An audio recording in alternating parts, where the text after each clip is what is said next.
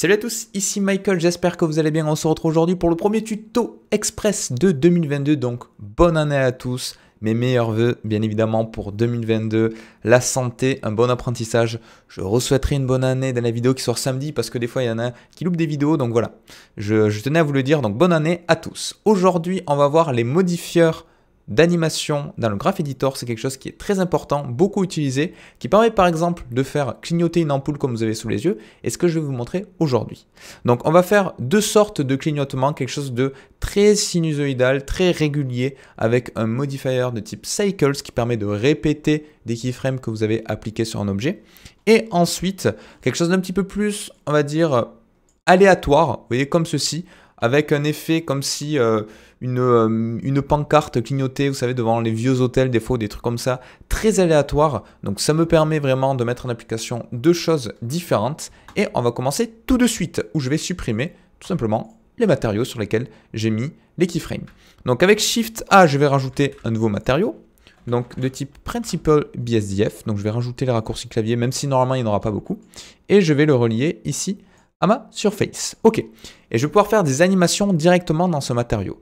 Alors, en base color et en émission, je vais utiliser une note de type RGB. Donc, on va faire quelque chose de vert. Voilà, parce que je trouvais que ça rendait plutôt bien. Je vais le mettre à la fois dans l'émission et de la base color. Comme ça, on est sûr d'avoir exactement la même valeur. Et quand je bouge une couleur de la base color, automatiquement, elle va être héritée également par l'émission parce que c'est ce nœud-là de RGB qui va envoyer l'information. Je vais rajouter du clear coat, augmenter un petit peu la roughness, baisser celle-ci, donc ça c'est du détail, et rajouter de la transmission à 0,8 pour avoir un effet un petit peu plus sympa sur mon objet. Donc l'émission, on a l'émission strength qui permet vraiment de gérer une intensité. Donc je veux du vert un petit peu plus, voilà, comme ceci, qui permet de gérer l'intensité, et c'est ceci justement que je vais vouloir animer dans un premier temps à la main avec un cycle et ensuite le générer automatiquement. Donc pour l'animer à la main, normalement vous savez faire, je vais mettre une intensité à 0, je vais aller à la keyframe 1 juste ici, puis en survolant avec mon curseur l'émission strength, je peux appuyer sur I et automatiquement ça va me créer, hop là, une keyframe qui n'est pas visible par défaut si vous ne sélectionnez pas le Principal BSDF. Donc ça, c'est quelque chose qui n'est pas très intuitif. Il y a des paramétrages pour le changer, pour éviter que ce soit uniquement la sélection de visible. Mais quand on s'y habitue, c'est quand même quelque chose qui est assez intéressant. Donc hop là, si je clique ici, vous voyez, je peux même masquer ça, je n'en ai pas besoin. Vous voyez que automatiquement, j'ai mon emission strength qui va être en surbrillance jaune. Ça indique bien que j'ai une keyframe qui est juste ici, de ce côté. La caméra qui est inversée, voilà, juste là, j'ai une keyframe qui s'est rajoutée. Et là, on va pouvoir gérer mes courbes. Donc, je mets une première keyframe à 0 sur la frame, soit 1, soit 0. Donc ça, c'est pas très important. On va pas faire un truc ultra précis. À 25, je vais passer en emission strength à 5, par exemple. Je rappuie sur I pour faire une nouvelle keyframe. Vous voyez qu'automatiquement, là, j'ai une courbe qui se crée. Donc ça, c'est pas mal. Mais si je fais play, pour le moment, j'ai uniquement un passage de 0 à 5. Mais je vais pas avoir de clignotement, même si je fais un cycle. Et là, si je rajoute un cycle, qu'est-ce qui va se passer? Je vais avoir une chute brute. Pourquoi? Parce que Blender, il n'a pas d'information qui doit faire un aller-retour de cette valeur-là. Donc si je rajoute un modifier, comment je fais? Très important, j'ouvre mon Graph Editor, comme je l'ai fait juste ici. Je situe juste là. J'ai bien ma courbe. Par défaut, si tout ceci s'est replié, vous pouvez le développer, voilà, graduellement. Sélectionnez le Default Value Emission. Donc ça indique bien cette valeur-là, Emission Strength, précisément. Normalement, si je l'étire un petit peu. Et c'est sur cette valeur que je veux rajouter le modifier. Donc je vais faire Add Modifier et je vais rajouter un modifier de type Cycles. Et là, vous voyez, ça me fait quelque chose de la sorte, pas très esthétique, voilà, où je vais avoir une chute brute à chaque fois et quelque chose de linéaire sur la montée. Parce que Blender, il essaie de faire un cycle, mais il n'a pas assez d'informations. Donc il lui manque une dernière information. Là, j'ai la montée et là, il faudrait la descente. Donc je vais aller à la frame 50, juste ici. Je vais mettre en emission strength à 0. Et là, je vais faire I. Et automatiquement, vous voyez ce qui s'est passé, c'est que Blender, il interpole correctement maintenant mes variations. Et si j'appuie sur Play avec espace, vous voyez, j'ai bien quelque chose qui clignote de manière régulière. Donc si je veux rajouter par-dessus ça un petit peu d'aléatoire, ça permet de vous introduire déjà la deuxième notion. Je peux rajouter un autre modifier par-dessus, qui est le Noise, et qui permet, vous voyez, d'avoir un côté un petit peu plus, voilà, aléatoire où ça va faire donc du noise, donc du bruit tout le long de la courbe. On a soit du replace, moi je vous conseille des fois le multiply qui va multiplier l'ancienne valeur, ça va vraiment accentuer ceci. Je peux changer l'échelle, je peux changer l'offset, Je peux changer également l'intensité. Et là, vous voyez, on a quelque chose de suite de beaucoup plus aléatoire. Vous pouvez l'afficher ou le désactiver en cliquant rapidement sur cette petite coche ici. Donc ça, c'est très pratique. Et maintenant, je vais vous montrer la deuxième possibilité.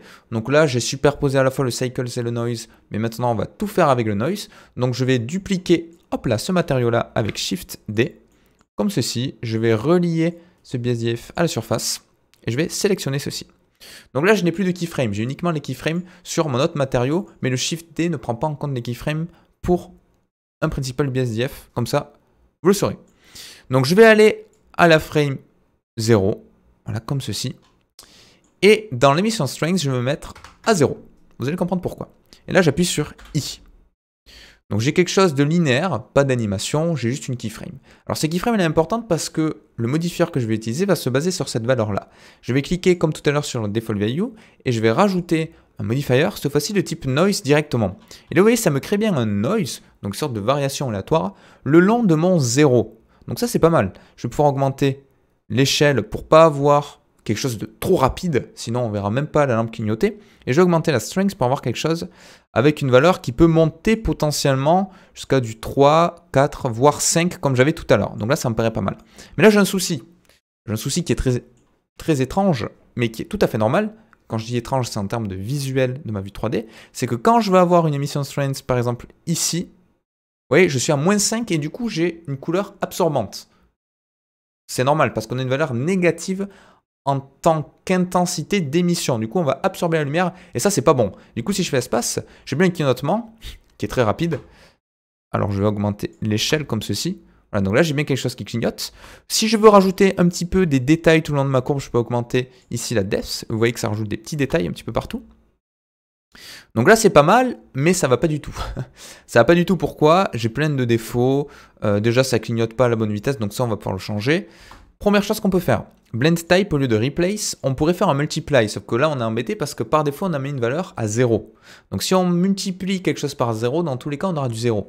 Donc je vous conseille quand vous faites ça de mettre une emission strength à 1, comme ça on va multiplier à 1. Donc nous, on va pas s'embêter avec tout ça, on peut faire un add également qui va l'additionner à ma valeur de base, et là ça me permettrait de jamais passer en dessous les 0. Et du coup on aurait bien un clignotement, mais ça ne me va pas tout à fait encore. Donc je pourrais changer la strength ici, mais vous voyez que vu que c'est un coefficient où on va additionner la valeur, on va jamais obtenir ce que je veux. Vous avez le subtract, donc là en l'occurrence ça va toujours être en négatif. Donc je vais repasser en replace, et en fait je vais utiliser un autre modifier qui me permet tout simplement d'indiquer à Blender que la valeur que je génère ici, elle ne doit jamais passer en dessous 0. Donc c'est un modifier de type limite, et quand je clique sur limite, on a bien le minimum et le maximum, et moi le minimum en Y, je veux que ce soit 0. Voilà. Je pourrais mettre une autre valeur. Hein. Si je veux que ma lampe soit tout le temps allumée, par exemple comme ceci, mais là j'aurai tout le temps quelque chose qui va s'arrêter à 0,3. Du coup, elle éclairerait toujours un petit peu. Vous voyez? Donc je peux réduire un petit peu l'échelle pour faire plus de clignotement. Voilà, je peux vraiment faire comme je le souhaite, augmenter la force encore plus si je veux que ça clignote de manière beaucoup plus vive. Donc le scale, ça va étaler plus ou moins votre courbe et du coup vous allez avoir des clignotements plus ou moins réguliers. La depth, ça va rajouter des petits détails, mais je peux l'enlever là pour l'exemple, comme ça vous voyez un petit peu comment ça se comporte. Et voilà, vous pouvez vous amuser avec ces valeurs-là. Vous pouvez mettre même par-dessous ça,